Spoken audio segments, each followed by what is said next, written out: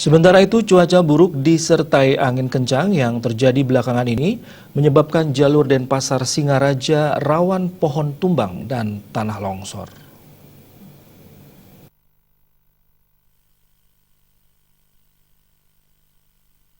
Dari pantauan tim Bali TV di jalur Denpasar Singaraja, sepanjang jalan banyak terdapat pohon perindang yang besar dan sudah tua. Akibat cuaca buruk yang terjadi belakangan ini, jalur Denpasar Singaraja menjadi rawan pohon tumbang dan tanah longsor. Di beberapa titik seperti di daerah Baturiti, banyak terjadi pohon tumbang. Tentu hal ini sangat berbahaya bagi pengendara kendaraan yang melintas di jalur tersebut.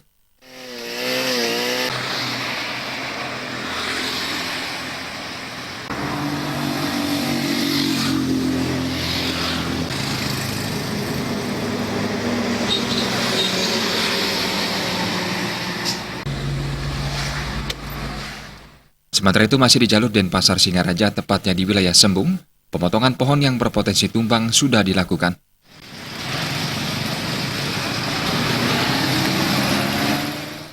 Joka Andika, Bali TV.